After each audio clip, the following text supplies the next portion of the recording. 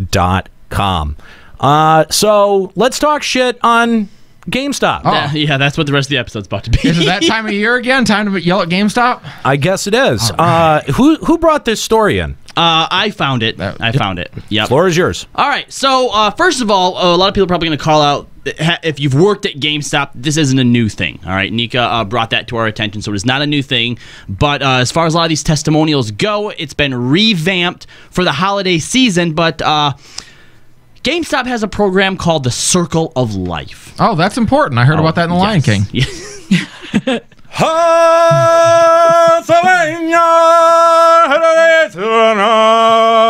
I like that you knew the first 4 syllables, and then you're like, and we'll mush it from here. You know what? It sounded pretty legit. Come on, that was damn close. It was really good. Bump it, man. You get props for that. Thank you. Heck yeah.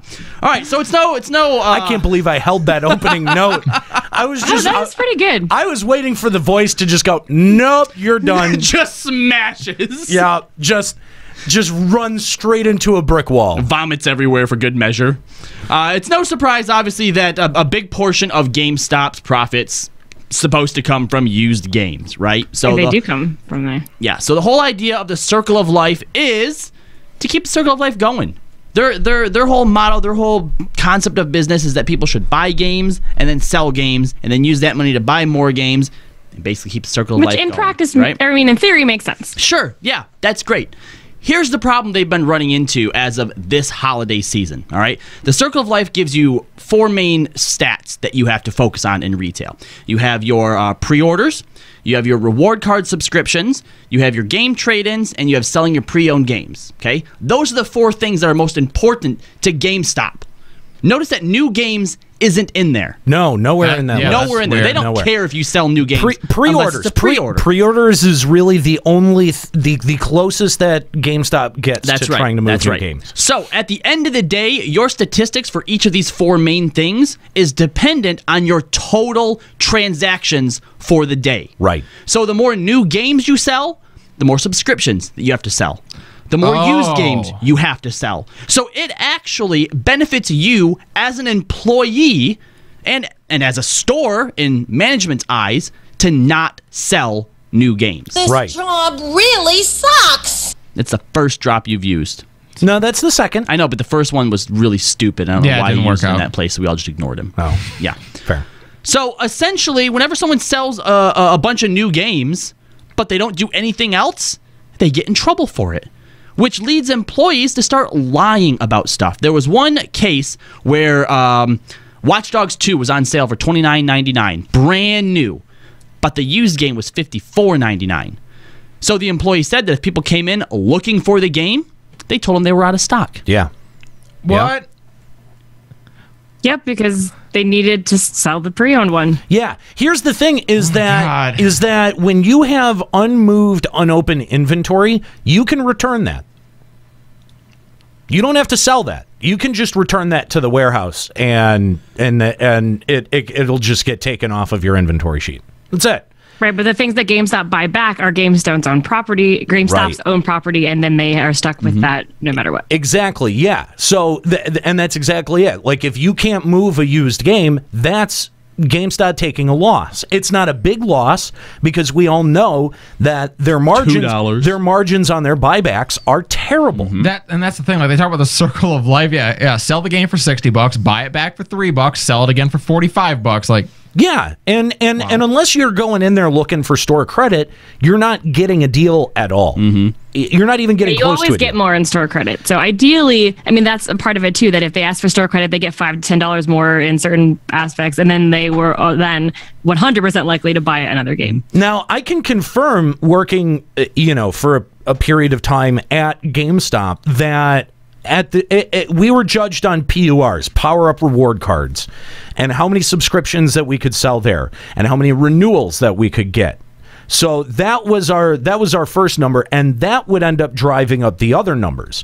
And you're absolutely right. The things that they care about are the pre-orders, because a lot of times, and I mean, GameStop will never ever talk about this number, but there is a huge margin of people who will pre-order a game and then forget about it. Like they'll never pick it up, Oh, God. and they'll forget about that $5. And after a period of time, that doesn't just get saved on your account forever. It'll just go away.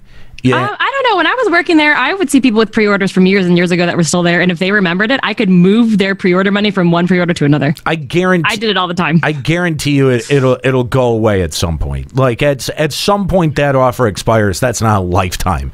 So that to me, like that's one of GameStop's big ways to be able to move their margin, and it's not dumb. Like you can't fault them for that. Like it's not necessarily the worst strategy, and you've also got to kind of admit that GameStop's core model is being disrupted by the digital marketplaces that Sony and Microsoft and Steam have been able to bring. So they do have to look at their opportunities to sell used games as a better opportunity for them and a bigger margin for them, because that's objectively true. That's fair. And looking at the whole thing, all right, from like a retail perspective, right? The model that they have going with this whole circle of life thing isn't necessarily a terrible thing, okay? It's the way that management is basically moderating the whole thing and the trickle-down effect that's causing their employees to act in the way that they do that's not giving the customer the best experience or the best deals. Let me tell you a personal story. So I probably have a little bit more of a unique experience because I work I live near Washington, D.C. The shopping mall that's down the street from me is one of the highest tourist-centered shopping malls in the area. So we are, I think, in our region, we're number one in sales. We made the most, gross profit, the most everything was super high, the most sales per day, everything in our region. But our numbers were like second to bottom because we had people from overseas who just wanted to come and buy FIFA and peace out. They didn't want a power-up card. They don't have a GameStop over there. They don't want a reserve. They're not going to be here in 2 weeks. Yep. So they never, ever got any of that stuff. They literally wanted their FIFA and they peaced out. That was 80% of my sales. And because of that, our numbers were so low. And I can tell you, I loved working at GameStop. The people I worked with are fantastic. And I'm still pretty loyal to that GameStop because of my experience there. However, I want to say a month or two after I quit and got my teaching job, the entire staff was laid off and turned over because they were trying to increase numbers. Well, every single person, all the employees, all the managers, everyone were kicked out and reshuffled. Let me tell you, it creates a very cutthroat environment. That's the first thing, is where you will have people that you work with that will swoop in on sales that maybe you've been helping them there the entire time, and then they just swoop in, cash them out, and boom, they get the credit for it. That kind of stuff was definitely very frustrating and very disheartening. Yeah, and the thing is too, though, is that this isn't the first time the GameStop employees have been tempted to lie. I mean, I have a personal experience with an actual coworker I worked with at GameStop who, if somebody came in who didn't want a power-up subscription, he would use his own for them. Because if they already had a power-up subscription, it didn't count against you as a transaction where they could buy one. Oh, right. So he was collecting the points. If you ring up a game, whether it's a new game or not, and they don't have a power-up card associated with it, it's, they could have gotten one, so that's a negative ding. Right. So he would just ring up his own card. Oh, yeah. And so not only does that seem a little bit skeevy, but he was also then, because of that, receiving all of those people's points for buying games. And so then he was looked at, he was actually stealing customer points, and he was fired. Mm-hmm. and to be fair, things like this too, when it comes down to these different statistics, isn't something that's indicative just of GameStop either. This is universal across the retail world. Oh, God, yeah. We're one of the better stores in our district too, Nika. We make our plan a lot, but sometimes some of our stats, like our units per transaction or dollars per transaction, aren't up there, right? And through all of January, which is a terrible, terrible month for retail anyway, we were constantly down all over the place. And then when there was one day where we would just kick ass and blow plan by double, if there was one stat, just one out of the 12 that they track, we'd get a scolding email. You got to get that one up. You need to work on this. And here's the thing: is that that's, I think, the biggest problem is that GameStop doesn't end up compensating for environmental factors that will end up impacting the data set. Nika, you brought up a great point that you were in an area that got either a lot of foot traffic or they were, it's foot traffic and tourists from overseas. Yes, tourists. Yeah. And I worked at a mall and we had, some of the same things. We got a lot of foot traffic. It was a very, very small store. And we killed in the holidays, but the rest of the time, it was very anemic. Right, and because of that, too, the standalone GameStop stores always had better numbers because if you went into GameStop in a standalone store, you were going in with one purpose. That's your GameStop. You're going in purposely to buy a game. You weren't in there to just browse, whatever. Like, it's very different being in a shopping mall and being in a standalone store and then being in an area like where I live. Even still, there's going to be people in standalone stores who are just getting the tourists who are leaving in 2 weeks. Absolutely. So a lot of that, it's very different, and they don't take any of that into account. So when I heard that all the managers and everyone I worked with was just like kicked out and they got a whole new staff after 2 months, I was really, really sad because I was hoping to at least be able to go in and still talk to them, see how everything was going. Nothing. Like, I don't know anybody who worked there after just a month or two. And it was that sucks. That definitely because our pre-orders and our power-up cards are so low, even though we sell the most product. It's ridiculous. Yeah. And that's the thing is that, like companies like this don't really care about the individual factors that affect that. And they never cut employees a break ever. Oh, no. Yep. No. Going back to the Circle of Life program, and I don't know if it was like this when you worked there, Nika, or again, if it's something they've done with the revamp, but not only do stores have their little Circle of Life stores, but they actually keep track of individual employees' performances in the 4 different categories as well. And you basically... of course, they always do. 25% towards your score for each one that you hit. If you're not at 75% or 100%, apparently you go on to some type of like warning list, and there are multiple stores and multiple accounts that say if you are at 50% or under for up to 3 weeks at a time, that you could be terminated for that. That's way harsher than what they had then or what I knew it was, because I know that we aim to like have 3 power-ups a day and like so many 5 to 10 pre-orders a day, something like that, depending on how long your shift was and what time of day, what day you're working. And if you didn't meet that for like an entire week, the manager would like talk to you at what you could do to make sure that you're always saying, "Oh, would you like a card? Let me tell you about what it does." And like how to frame your speech. But like I've never heard about any kind of warning list. So I don't know if that's a new thing or if maybe it was something we were not told about. Nope, it's definitely not a new thing because I definitely got put on the warning list. Oh, really? Oh, yeah. Well, the thing is that I didn't take my time there seriously at all, and both of the managers knew it. I was cool with one of the managers because one of the managers was like, he was very like, he knew what was up. Like, he knew that the store wasn't doing well, the location wasn't doing well, there wasn't anything that we could do about it, and that the numbers would be what they were. And so he didn't give a shit.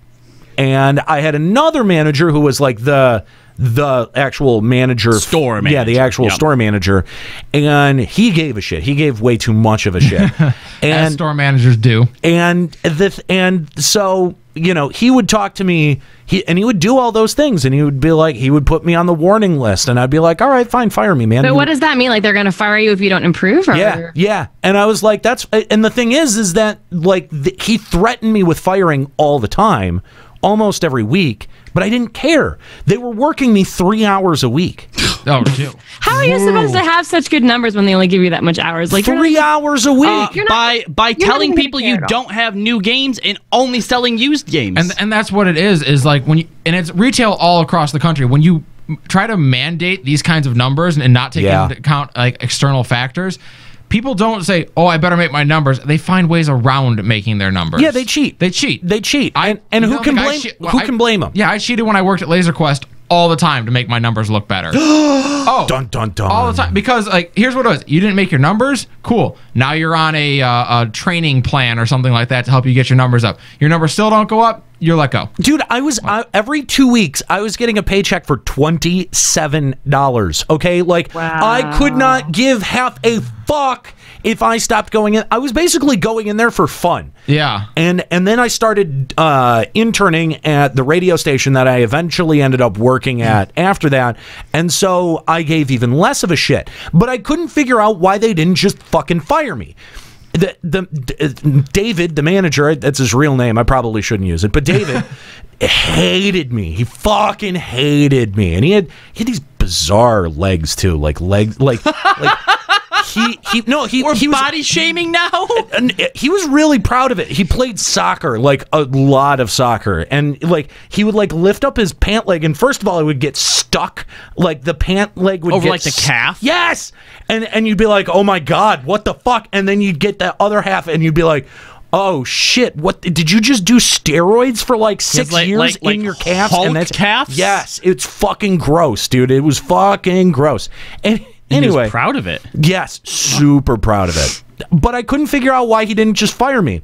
And then when I went into work one day and they had the whole store like covered up, like under construction, the store closed, like I was like, oh, that's why, because they intended on closing the store, and they told him like, yeah, you can't lose anyone because you're not going to be able to rehire anyone. Well, not to mention closing. No, they didn't even tell me that they were closing. That was the coup de grace. Well, that's how I know how much he fucking hated me. Weird story though. Weird story. The other manager, I have a friend who works with him somewhere else, like in some other part of the country, and I forget who it is now. But somebody told me about that, and I was like, oh, no shit, get the fuck out of here. That's crazy. Not to mention, had he fired you, he would have to do up all the paperwork and shit for that. That's true. So it was a lot easier not to. That's true. So Kotaku was the one who originally reported this big story. That's where I found it. And yesterday they actually did a follow-up story that was just a bunch of testimonials, right? And this is one of the ones that just blows my mind the most. This is from a former store manager. Said that during the holidays, my staff was so afraid of being fired because of this program. What I did was pass off my transactions to them that would improve their COL score. Well, I took the transactions that would otherwise harm their COL scores. I did it to help ease their minds and the pressure from corporate. I thought I was safe because of my excellent track record with the company, and the overall COL score for the store was above the company average. Unfortunately, they fired me because I was not an effective leader by not leading by example. Dude. Oh, wow. Dude, you take the risk, and then, I mean, like, that's the thing. And that's horrible, too, because I know when I worked there, they actually discouraged the managers from being on the register. Yeah. They wanted the employees to be on register most of the time, unless it was a slow part of the day and it was just only one employee and one manager working. If there was ever more than one employee on the floor, then the manager was discouraged from using. Yeah. That's actually really, really ridiculous. That's insane. That's totally insane. But I mean, like, it's totally indicative of how disposable employees are to companies this large. Yep. I mean, like, that's, like, and the thing is that when you demand better, oh my God, dude, they get so incensed. Oh, yeah. It's like you did something wrong, right? Like, they cut my hours at work this week. And when they told me how many hours they were going to give me, I said, that's not going to work for me. I need at least 25, at least bare minimum 25 if I'm going to make this work. And, he was like, oh, I can't, I've never had a part-timer do this to me before. And it's like, well, get used to it, man. I'm 33 and you're still working me part-time. Mm-hmm. I've done everything that I can to make myself as useful to you to prove that I'm worthy of full-time. But until you make the extra step to invest in me, man, I'm sorry. I've got to get out of this what I need. Mm-hmm. And that's at least bare minimum 25 hours a week. If you can't make that work, I can find someplace else that will, or I'll have to find a second job. And if I find a second job, guess where my head is going to have to be 50% of the time. So what is it? What do you want me to do here? Do you want me to do a better job and pay me a livable wage, or do you want me to divide my attention? Because if I got to go get a second job, guess what? I mean, it's not going to be at fucking Subway. Yeah, and you know what? And with GameStop, a lot of people being like, oh, GameStop, that would be such a cool place to work. Oh, no. You can't do that. I loved working there. Okay, yes. No. Okay, look, in some cases, Nika, yes. I mean, look, where I work is a great place, too. Like, I actually like where I work, and from location to location, it can vary. But I think in most cases, retail is retail hell. Now, if you have good people that you work with, that's cool. But the point that I want to make is there are so many like younger gamers out there who haven't had jobs yet who just look at GameStop and think, oh, that would be so cool. So employees can't make those kind of demands at GameStop because there's plenty of people that they can shovel right in along with it. You're absolutely right. That's true. I live that nightmare right now. I work part-time at a board game, at a place that sells board games, but Magic your cards, place comics. is so cool. I've been there. I would love to work there. No, you would not. But that's the thing, I will absolutely kill you. Hang on, though. But I worked at a record shop that I absolutely loved when I was in high school. And I did like working there. I didn't like working there all the time, right? Like, there were definitely days where I was like, man, I'm fucking struggling to be able to like take this seriously today. You know what I mean? And it's like, a job is going to be a job no matter what. And even if you're working with something that you love, guess what? You're not sitting around and playing video games all day. You're stocking them. You're making sure that they're front facing and that they're organized well. Yep. You're ringing them up. You're not interacting with them on the fun level. They expect you to do that outside of your job. By the way, that is an expectation that they don't talk about very much, is that they do expect you to be playing shit outside the job. They've actually got sort of like a rental policy. Like, you can take something home for, I think it's like 2 or 3 days, and then you got to bring it back. And they expect, like, if you're not doing that, they ask you why. Like, why? What are you playing right now? Like, did you pick something up? And if you go, yeah, they'll go through your, at least this is what my manager did because he was fucking crazy, but he'd go through my transaction history and go, why didn't you buy it here? Oh my God. I shit you not, man. Wow. No, at my job, I get this all the time. People come in and be like, hey, what can you tell me about this new board game that just released? Nothing. It just released, and I don't get to play it here. Why does everyone think I do? You have to fluff. Actually, that's the reason why I don't think I got the EB Games interview I interviewed for way back, because he said, here's a game. A customer brings this game to you, and you don't know anything about it, and they ask you to sell it to them. And I had to just make it up. I mean, and I didn't know what to do. And then they actually had to tell me, like, look at the back of the case, highlight all the features, and pretend like you know what you're talking about. I was going to say, just read off the back of stuff, guys. Just usually like, what I this do. was like my first job interview ever. So Final Fantasy 14, leave quests. But there was actually one testimonial where a worker said that they overheard a coworker straight up lie about the content of a game to get a customer to buy it because they needed to sell used games. Yeah.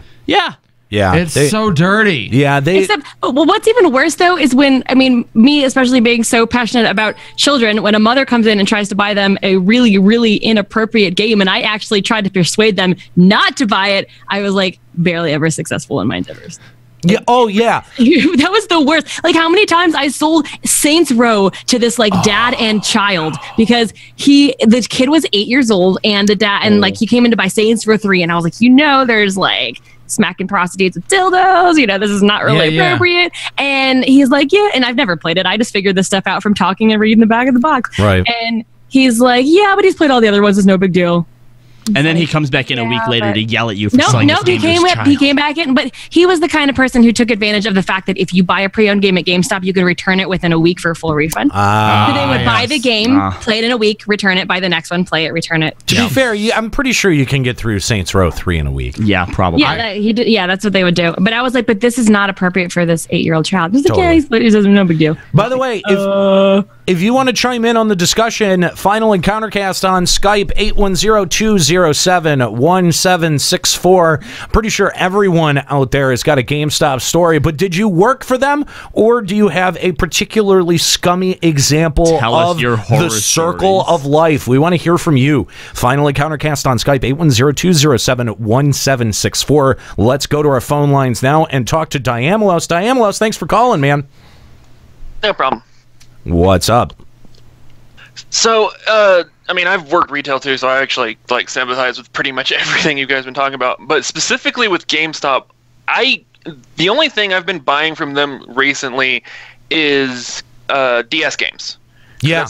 the only console I have anymore that's up to date. That's not a console; it's a handheld. Yeah, but you know what? Handheld console. You know what though? I feel you. I mean, I've been on my Pokemon kick now for a couple of months, and I definitely I've spent some money at GameStop recently. It's more than a kick at that point. You're in a relationship with Pokemon. Look, I just wanted to be able to play through all of the regions. That's pretty fair, right? Anyway, so but no, I mean that's legit. They do actually keep a pretty good stock of decent DS games. I got to give them that. Oh, they definitely do.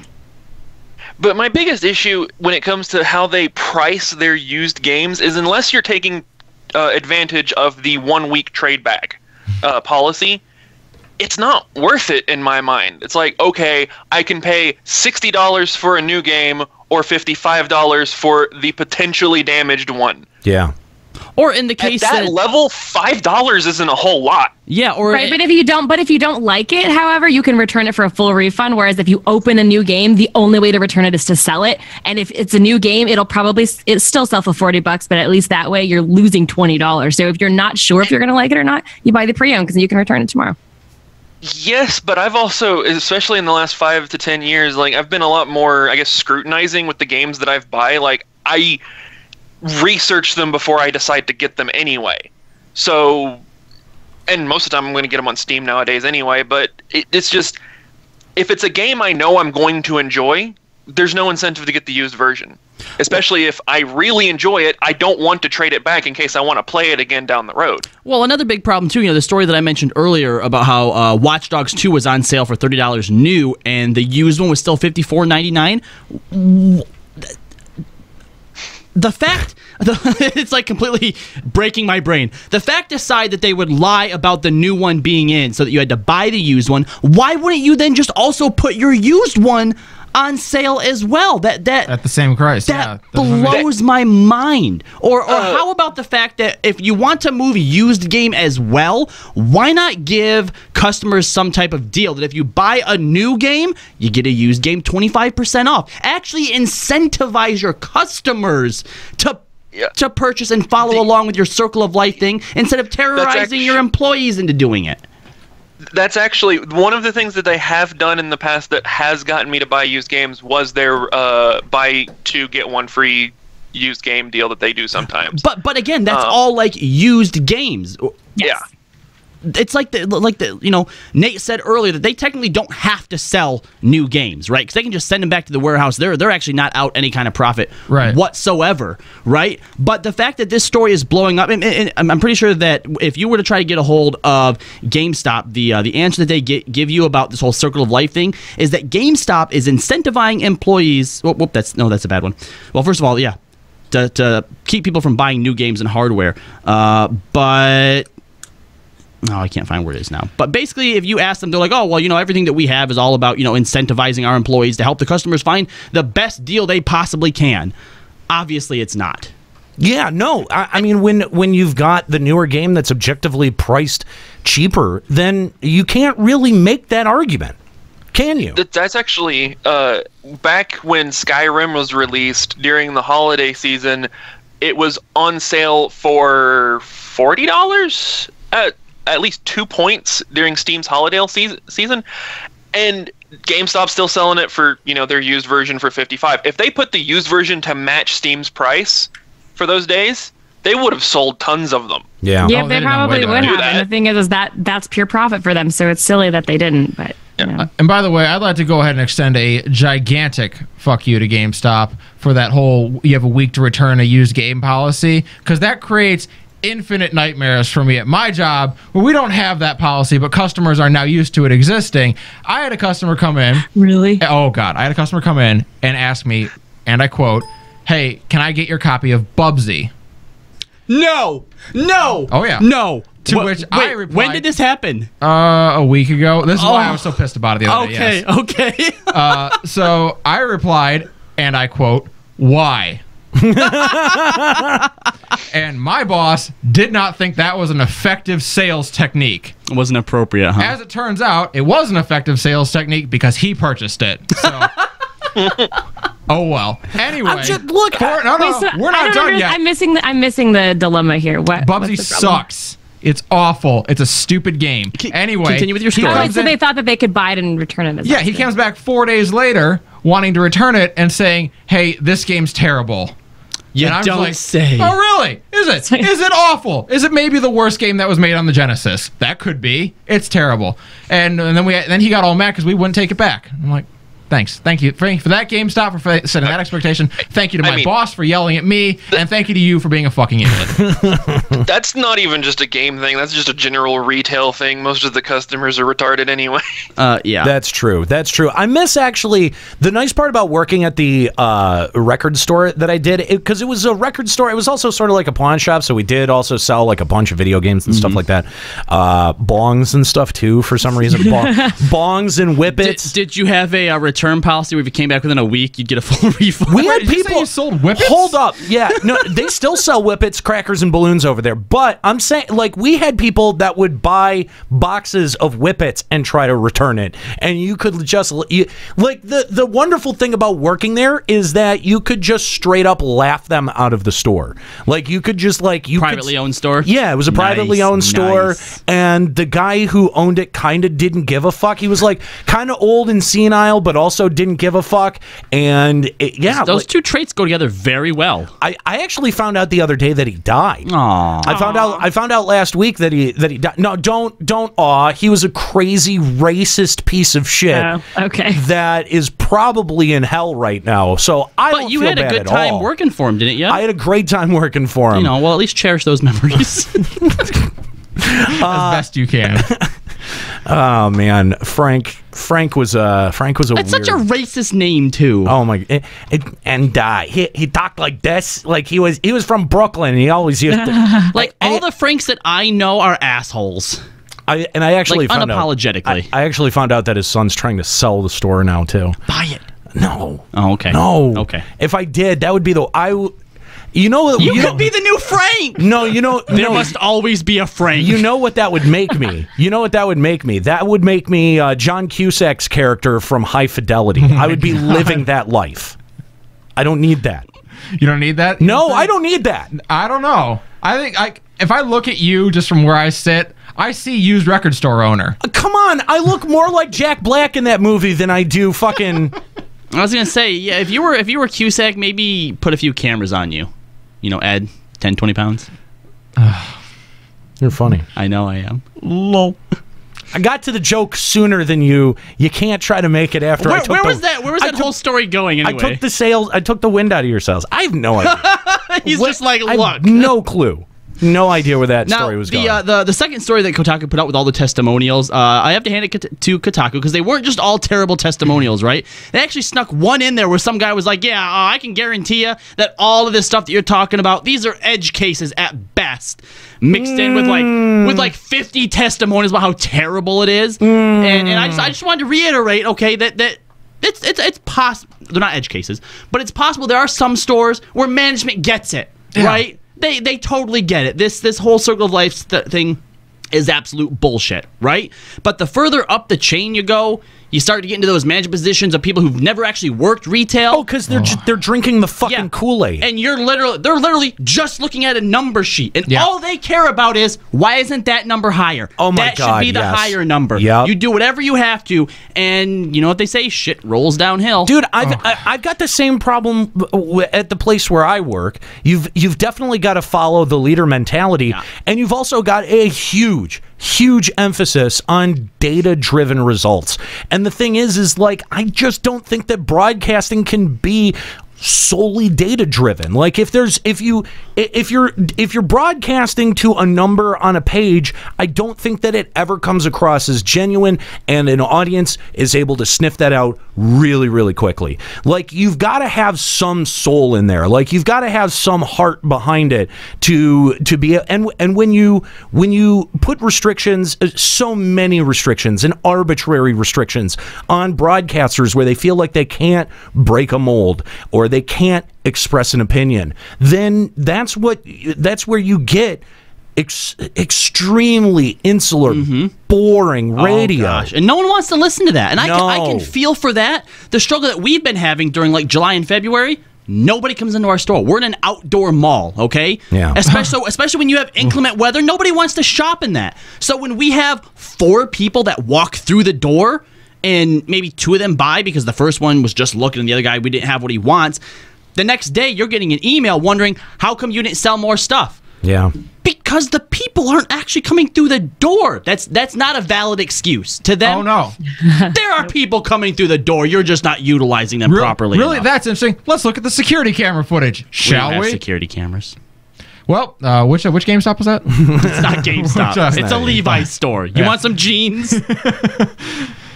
I don't. It's like you say, it's people who have they started off as employees there. They've come up through GameStop. They only know like the GameStop way, and they look at it like, this is the way all retail is run. But I do agree that there's probably an element of some of these being a lot more fringe cases. When Kotaku puts out a call for, hey, what are your GameStop stories?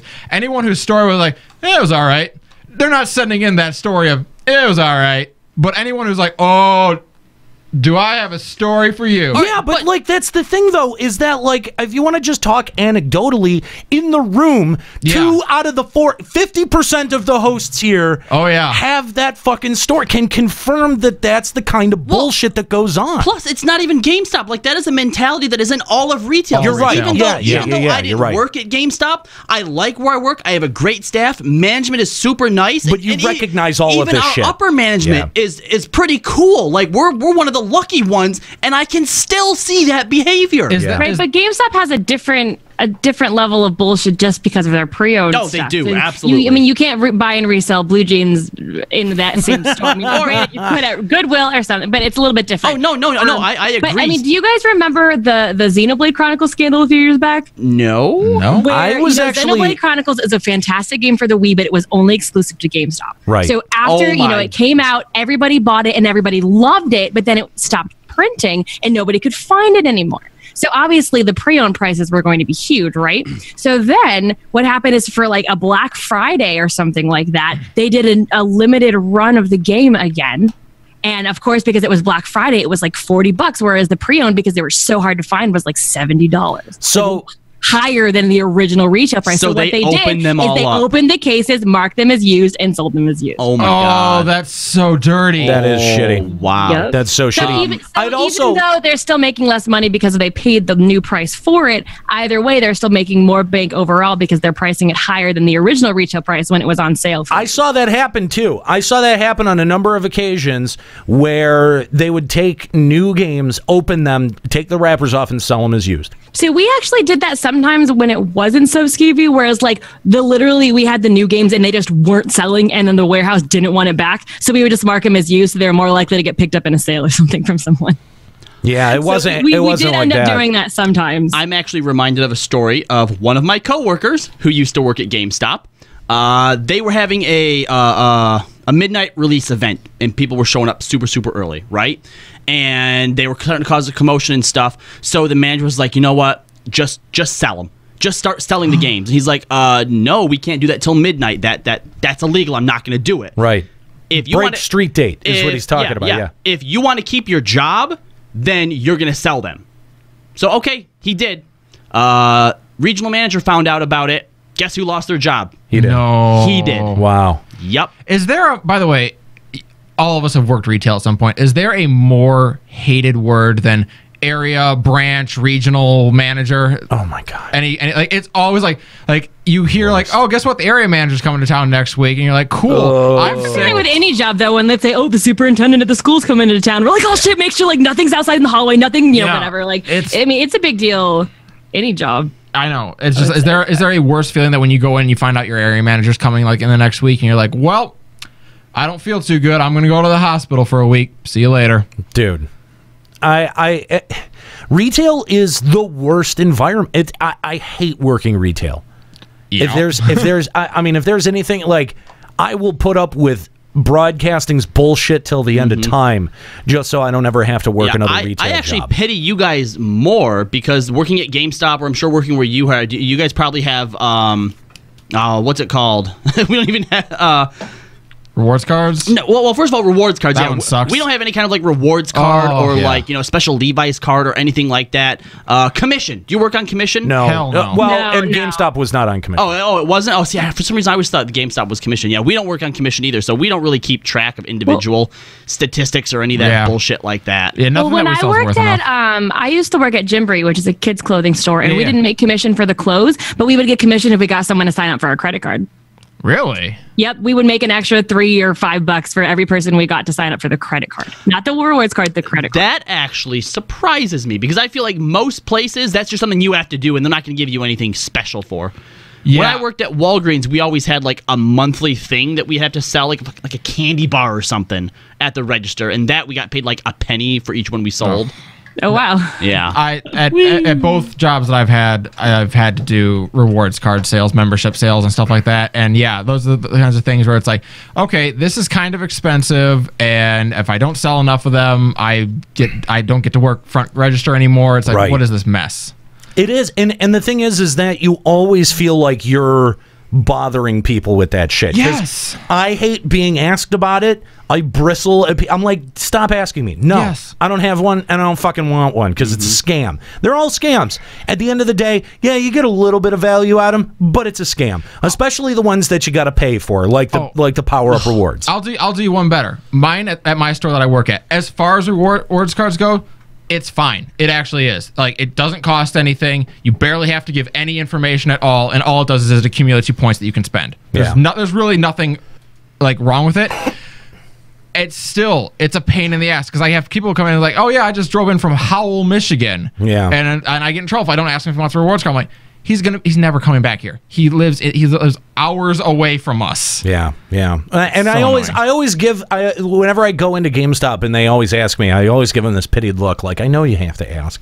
But well, I mean, I still keep mine up to date because, granted, you do get more points for even buying new games. You get more points if you have the paid rewards card. So at least every so often, I can get a $5 or $10 coupon with my points. So I keep mine up to date. But I buy digital wherever and whenever I can. Yeah, I mean, and I understand that. I don't like having too much digital, especially like, I mean, maybe now that PS4 can have an external hard drive, that'd be nice. But I don't like to just cram on my hard drive and then to a point where like I have to uninstall games and blah blah blah. Yeah, but I do. And because I loved working at GameStop, I'm pretty loyal to them unless stupid Square Enix does but the collector's edition are only on our store. And then I do that. But otherwise, I still go to GameStop. But only that GameStop, no other GameStop. I do enough Vita remote play on my PS4 that swapping discs out becomes problematic. Like you've got to think, you've got to like think about before you leave. Like, what do I want to play today? What disc do I want to have in there? Make sure that it's in there. Well, it's nice to have options, though. It's nice to fill up that hard drive with stuff. I get that. Yeah. I still like having being able to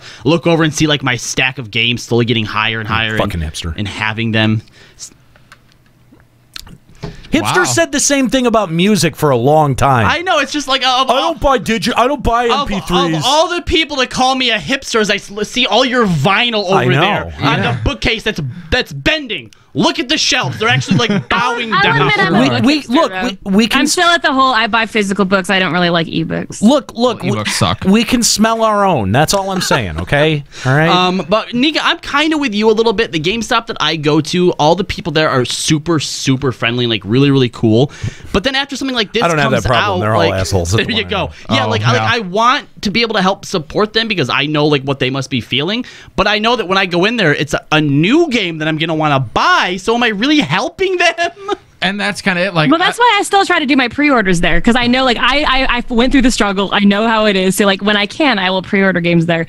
But I like to go in there and talk to people when it's slow. And even one time, I actually got someone to check out our podcast because I was talking to the employee. And but you're a girl, Nika. You don't play video games. They're not going to take you seriously. No, but they do. I'm kidding. I mean, it's like at my GameStop. There's it's one cute guy, that you think that they do. There's one. I mean, I have plenty of stories from working there where I know that they didn't. Like how many people would question my gaming knowledge, and I would smack them in the face with my knowledge, and they'd be like, "Oh, okay, never mind." What did you say you smacked them with? My gaming knowledge. Oh, okay. Smacked him with her gaming dick. All right, I was just checking. That too. No, the GameStop near me, I have one guy who has worked there for like 10 years, and I remember like what he used to look like. and I know, like, and I see like the soulless husk of a man that's left, and I feel super bad. So because he's always been like the nicest guy. Who, that's the thing. I don't think you can work at my GameStop for 10 years because the turnover, like the management turnover, is forced. Yeah. And I just, because our numbers are so low, like it's ridiculous. Man, what a great job. I mean, like occasionally I'll see the same people that work in there, but like the last time I just went in to buy Tales of Berseria and I didn't recognize a single person working in there. I'm like, oh, they must have had another turnover. The turnover at GameStops in general is pretty high. It's because they do hire a lot of like college age kids. Yeah, they do a lot of seasonal stuff. But I mean, even with the managers and stuff, though, like I used to try to go into GameStop because I loved the managers and I'd go in just to talk with them. But like the turnover there is so like it's forced from the management to try to see, oh, well, these managers aren't doing it. Let's see if these other managers can do it instead, and they rotate people around it. That's so brainless. Like turnover is incredibly expensive. Oh yeah, You have to retrain people. And but that's the thing though, is that never have to give raises this way. There's almost that's true. But there's almost no company and almost no industry that bothers to invest in workers that are under 40. Period. And I mean, like, again, I'm fighting against that right now with having the hour reduction. It's like, dude, I'm 33 years old. How do you expect me to work on 20 hours, or how do you expect me to live on 20 hours a week? Well, good news. In 7 years, they'll start investing in you. But that's, you know what I mean, though? Yeah. Like, if I don't have the ability to push back, if I don't have the ability to kind of like, try to haggle here to try to, like, get what I need, get my needs met, then I got to go somewhere where I can. The only reason that I got into management where I worked was because the supervisor before me died of cancer. Oh no. Jeez. Dark. Yep. Well, yep. They're like, since we're not sure if she's coming back, because before she died, she obviously, stepped down because of the cancer. And so, during that period, they're like, until we know if she's coming back, you want to, like, go in temporarily. And I'm like, yeah, sure, pay increase, more hours. Right. And then, she kicked the bucket. And it was like, you interested in this permanently? And I'm like, yep. Sure that's sad. Yeah. So the only way that I was, besides obviously I stepped down for this that we're doing, but if I would have wanted to go even further, somebody else is going to have to die. By the way, thanks, Diamolos, for the call. If you wanted to call and voice some of your... We're doing an airing of grievances. Horror stories. Against GameStop today. 810-207-1764. Final Encountercast on Skype. Let us know about some of your GameStop horror stories or some of the... I mean, maybe you worked there. Maybe you work there just like Nika and I did, and you want to share a story of working there and some of the expectations on you as an employee. Final Encountercast on Skype, 810-207-1764. We'd love to hear from you today. But, I don't think, GameStop definitely has never had the best sentiment surrounding it. Like, I don't think in the gaming community... I mean, you'd have to go back pretty far in that company's history. Maybe to Funko Land. Maybe when it was called Funko Land. You know who never did me wrong? You guys ever been to a jelly bean store? Do you guys know jelly beans? God, that sounds so familiar, but I can't. I don't even know if it exists outside of Michigan, but I know that there's 2, maybe 3 locations, but I used to go there for my used games. They had everything from books to CDs, DVDs, movies, cassettes. When I was still buying like PlayStation 2 games, they still had like Nintendo and like Sega games and stuff. They had everything. It was in like this really shady, like... There was like an apartment above it, right? So they just like came down. When you walked in, it wasn't even really a store. It looked like, oh, this was probably a living room at some point, and they turned it into a store. They had great prices. They had really good games there. Well, like, I used to go to Funko Land. I remember that. Yeah, I remember Funko Land. I definitely went to Funko Land. But it's kind of interesting that GameStop's business model really does provide the space for these mom and pop hobby shops that also have a used games either section, or maybe that's even the primary business model. There's one that just opened up in Ferndale called Game On. They have a very successful location that's like right in downtown Ann Arbor. And they've got a very similar model, but their exchange rate is a little bit more equitable. And that's one of their selling points. They go, man, are you getting tired of getting your ass reamed by, like, are you tired of the rim jobs, the shitty rim jobs that GameStop gives you when you go in there and exchange your games? Well, we don't give you a shitty rim job. We'll actually give you a proper, rusty trombone when you come in. Like, we'll make sure that you jizz when you come in. Like, that's at least the bare minimum, right? Like, if you're gonna tongue someone's asshole, at least make sure that there's a happy ending at the end.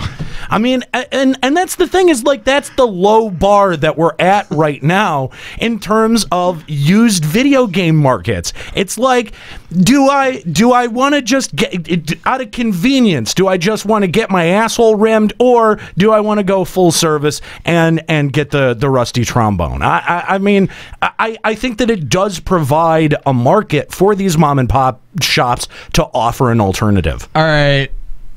I think I'm going to regret asking this, but that's a term I've not...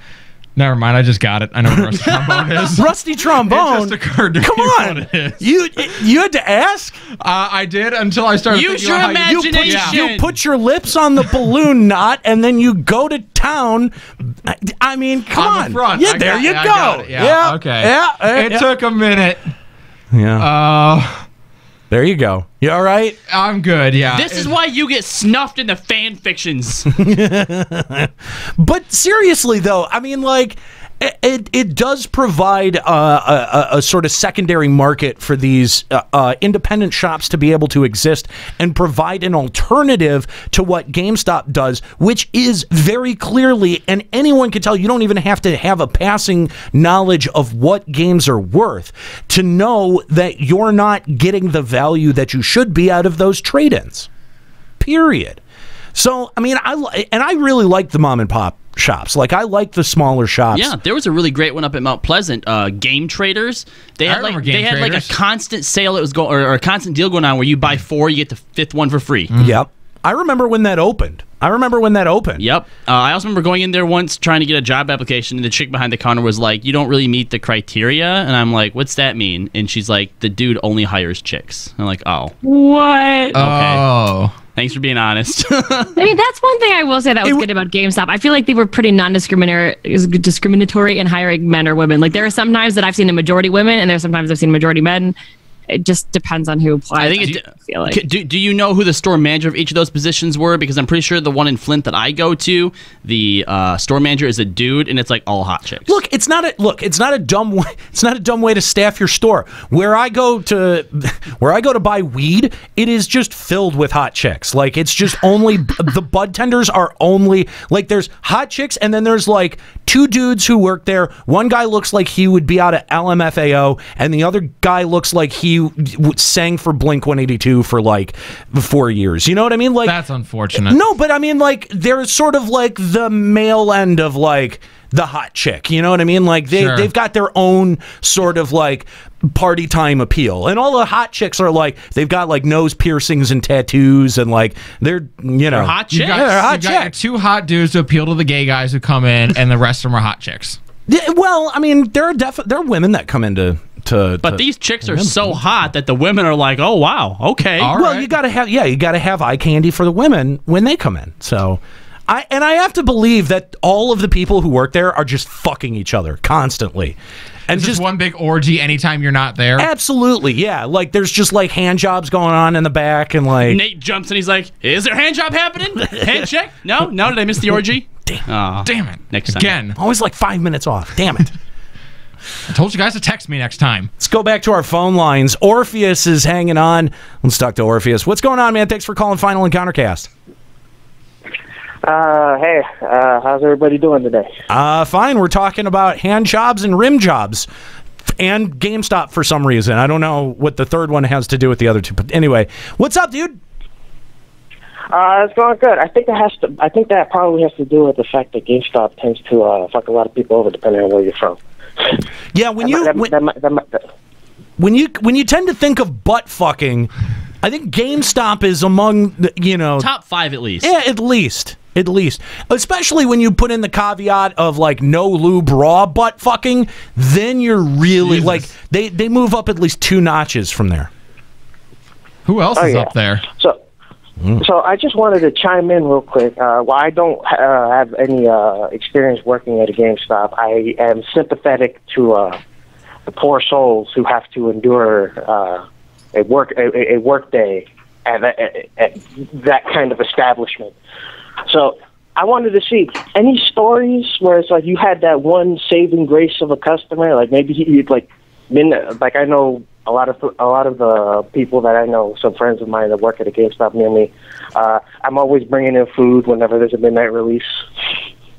That's a very kind. That's a kind thing for you to do, and I'm going to encourage you to keep doing that because those poor motherfuckers have been there for a long, long time, and all they want to do is go home. They just want to give you your game and go the fuck home. But that's a really nice thing to do, Orpheus. I don't think I had any saving grace customers. I did have customers that when they walked in, I'd go, boob. Yeah, you would go boob. Oh, great timing. Thank you. Actually, the donation was boob. Yeah, the donation is boob too. $80 and like $80. Yeah, that's great. Damn, that's great. I love that, man. So I had customers that when they would come in, I'd go, oh fuck, not this guy. Oh yeah, I've got one of those ones. And the people who would sit there and like they thought that you had unlimited time to talk to them about games, that they thought that this was also a social hour, and you're like, bro, I'm vacuuming the store. Can you like leave, please? Like, see, I do that though. Like whenever the GameStop is slow, I used to, especially like a little bit after I stopped working there, and there was like some new people, I'd walk in purposefully, like on my break. But you can gauge just it to talk to people. You can. I wouldn't walk in during busy hours or during closing hours. You can get See, Nika, exactly. You can gauge it. You can go in there and you can see like the line at the register and go, okay, this is probably not a good moment. But for some reason, and I don't know why, there are some people who walk in and they're perfectly fine outside of the context of being in a GameStop store.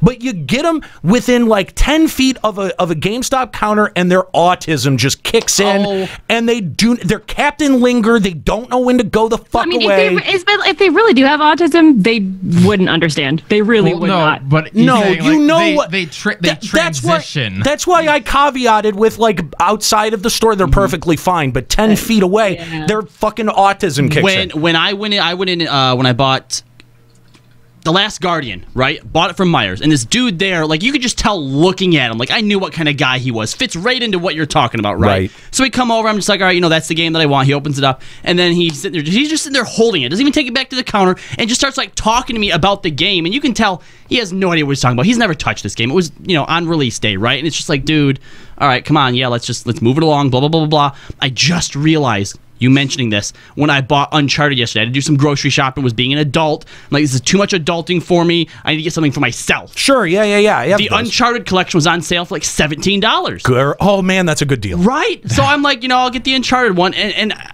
didn't realize until now, but it was that same dude. And he pulls out, he's like, oh, wow, that's really good. I mean, he's sitting here looking over, he's like, I mean, it's basically just, it looks like they just reskinned the games. I'm like, what? Just give me my fucking game and let me walk out of the store. It's remastered. Yes, that's right. It is. Dude, do I have to pay for this here or can I do it up front? Because I have milk that's about to curdle. And it's just, oh my God, this... For me, the saving grace customer is the customer who walks in, knows what he wants, gets it, brings it to the counter, pays for it, and leaves. Yeah. I had a guy come in one time, and he had just bought a board game. It was like Machi Koro or something like that. And he points to the game and was like, do you mind if I set this up? Like, can I play with friends? I'm like, yeah, that's fine. That's what it's there for. So he goes back into the game room. And his friends apparently did not show up. Aww. Yeah, it was sad. Anyway, while he's doing that, I get a stack of comics that I have to go put out on the rack. So I go out there and start putting the comic books out, putting it out. I come back to my cash register, my drawer, and he has set the board game up at our front desk. Oh no! Right next to me, and is expecting me to play with him. And No! I'm Oh, buddy. No. No. That's not how this Absolutely works. not. Orpheus, here's the thing. I didn't have any customers that were like saving grace customers, but I will tell you that some of the girlfriends of the people that I worked with, like some of the girlfriends of my coworkers who would do stuff like that, who would like bake cookies and bring them in, or like, you know, like if you were doing a midnight release, they'd go over to the food court, get you something, Yes. you know, stuff like that. Like there were folks like that, but they had some kind of direct connection to someone who worked there. I didn't have like a rando do that for me. Isn't it really sad that when we think of saving grace customers, the cool customers are the one who just come in and buy something? Like, that's how bad it is, that when someone just comes in and buys what they want and leaves, you're like, oh, thank you. Although, thank you so much. Hang on, though. I have been on the other side of this too, where someone had come in once with, I swear to God, it was like a Final Fantasy 14 shirt on, and I got worked up. I got excited. I did the thing that all you contracted autism. I did, but like yell for no. But that's the thing, though, is like yeah, you kind of worked up that, and like they didn't meet my level of enthusiasm, and I was so they walked away. I was so disappointed. It was so awkward. Listen to my podcast. It was, yeah, that's kind of what it was. I had that happen one time with customers who I thought were talking about Final Fantasy 14 because they were mentioning like what sounded like server names. And they were just talking about Final Fantasy 9 as it turned out, but I got super excited to walk over and talk to them about Final Fantasy 14, and then they're just talking about 9. I'm like, oh yeah, I love 9 too. At least you can transition into that. Like, imagine if it had been like, oh yeah, you know, you're talking about Siren, and they're like, yeah, we're talking about Greek mythology, and you're like, oh, yeah, she was cool. I heard some sailors died. We were telling stories from Gilgamesh, and it's, God damn it. Like, how, if you hear Gilgamesh, you automatically, you don't think of the fucking book or whatever. Oh, you know yeah. what I mean? It looks like you need to clear something up from chat. Grindy McGrindy says Aniro isn't already autistic. No, I'm not. At least not that I know of. He's not. Not that I know of. Not that it's been proven anywhere. Yeah. And not a medical diagnosis that I've had. He's not officially on the spectrum. Although, yeah. Although we will talk about a medical diagnosis that I do have. But we're going to talk. That surprised a lot of people. We're going to talk about that on Limit Break Radio, though, because I think we're out of time. By the way, thank you, Orpheus, for the call. We appreciate it.